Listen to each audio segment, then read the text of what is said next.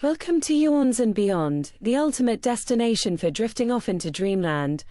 It was a summer evening in the Carter household, and the living room glowed with warmth and laughter. Bowls of buttery popcorn rested on the coffee table, half empty from eager hands, while a board game sprawled across the carpet. Zane leaned forward, determined, as he placed his last piece on the board. Zara groaned dramatically. "Not again, he's winning." Their father, Anthony, grinned triumphantly, brushing imaginary dust from his shoulders. "What can I say, strategy and luck." Naomi, their mother, chuckled as she reached for a handful of popcorn. "Don't let him get too smug, you two. I've seen this man lose plenty of times." But tonight, Anthony was unstoppable.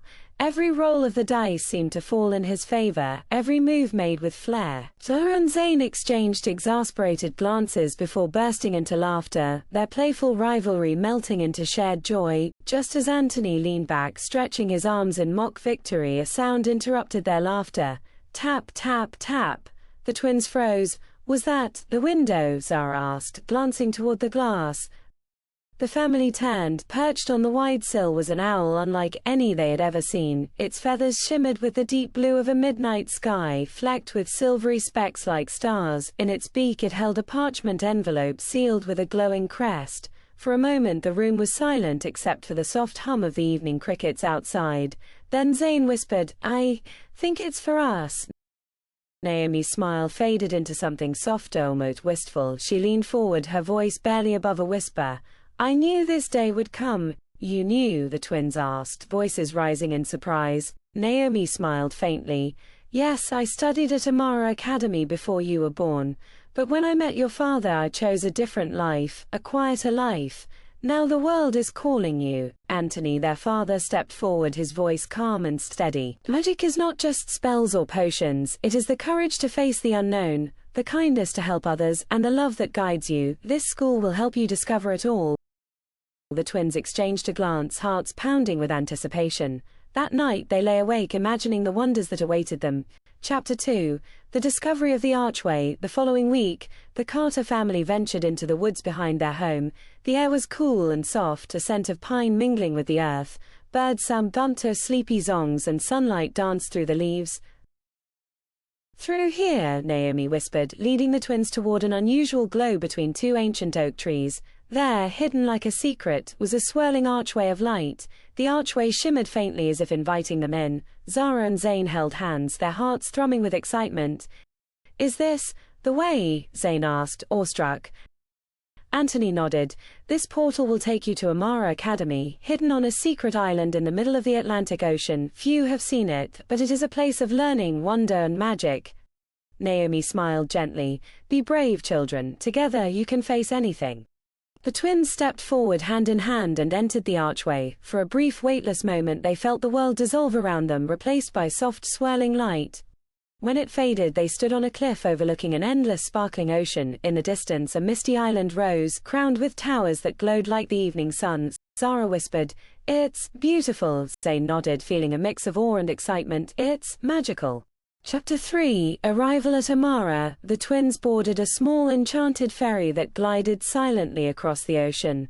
The water sparkled with tiny points of light, as though a million stars had fallen into the waves. Birds with iridescent feathers flew alongside, their wings whispering secrets of the island. When they arrived on the island, the grandeur of Amara Academy unfolded. Towers glimmered with light, vines shimmered with soft magic, and magical creatures wandered the courtyards. The twins felt a gentle thrill of wonder as their parents guided them to shops filled with robes, spell books, and other magical essentials. Zane's wand was crafted from sleek ebony wood with a phoenix feather core glowing warmly in his hand. Zara's wand, made of vibrant cherry wood with a unicorn hair core, shimmered faintly with her emotions. At last it was time for the enchanted train. With a deep breath they stepped on board. It was alive with color and energy. Inside, students laughed, shared stories, and introduced themselves to one another.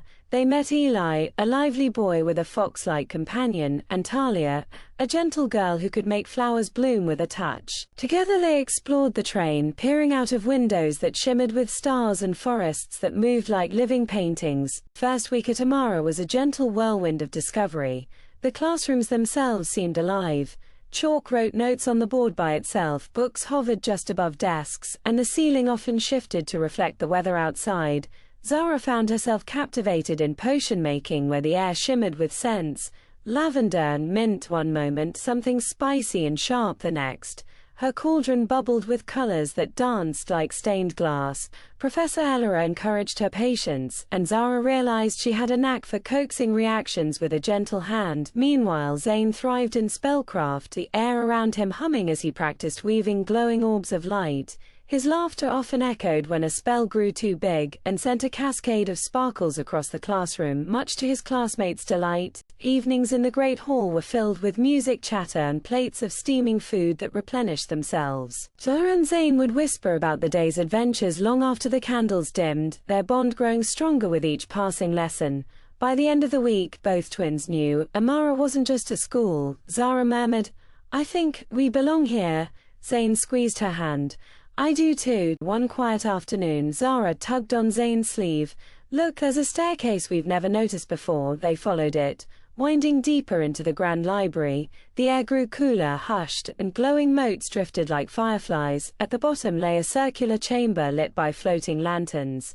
Shelves spiraled upward impossibly tall, while books glided gently between them as if moved by unseen hands. A small creature appeared, silver and luminous, with wings like translucent silk. "Welcome," it said, voice like a whispering breeze. "This is the Chamber of Whispers.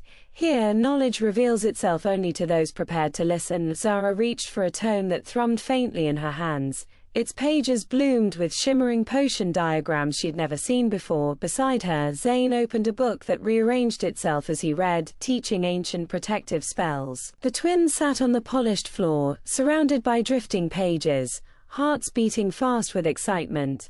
The chamber felt alive, as though the very walls whispered secrets of ages past. When they finally returned upstairs, hours had passed unnoticed.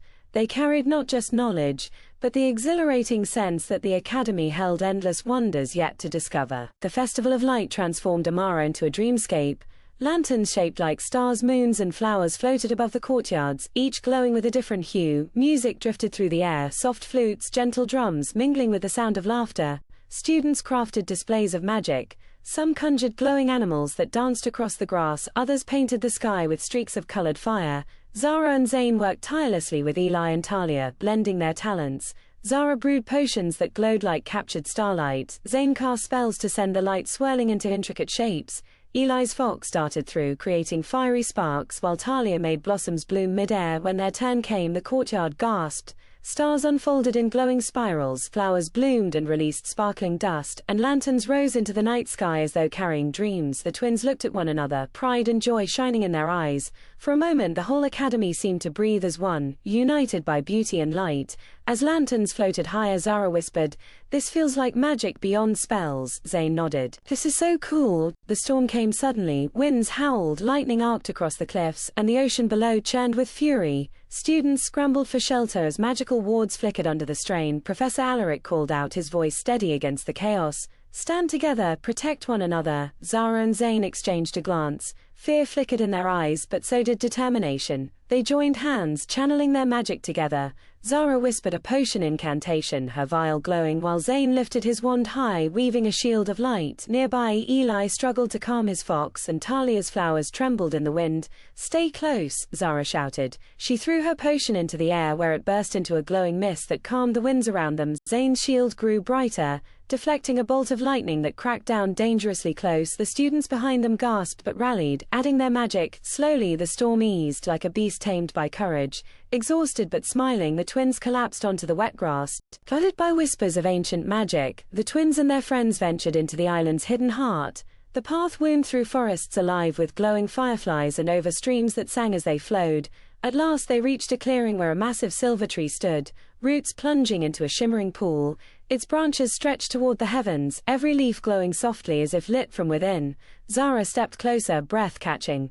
Could it be alive? Zane nodded, sensing the hum of energy beneath his feet. Together they placed their hands on the tree's bark. Warmth spread through them, a pulse of magic that carried memories students long past, great challenges overcome, and the steady, enduring presence of the academy. Eli and Talia joined them, and for a moment all four friends were bound. The pool shimmered brighter, casting stars onto their faces. They sat beneath the tree, speaking softly of their dreams, their fears, and the journeys yet to come. Weeks slipped by, filled with laughter, challenges, and discovery. The island felt less mysterious now, though no less magical. The twins had grown, not only in skill but in courage, confidence, and trust. On a quiet evening they stood together on the cliff, gazing out at the sunset. The sky blazed with pinks and golds, lanterns drifting lazily upward as students released them, carrying wishes into the twilight. Zara held her wand close, her hair glowing in the fading light. "I can't wait to go home and tell Mom and Dad about everything," but sadness flickered in Zara's eyes. Zane, his hand steady in hers, smiled. "Me too, I miss Mom and Dad, but I love being here with Eli and Talia." Behind them, Amara's towers glowed warmly like guardians watching over their promise. The ocean below mirrored the stars just beginning to appear, as if the world itself was holding its breath. Zara rested her head on her brother's shoulder. "Then let's promise right here, no matter what comes we face it side by side." Zane squeezed her hand.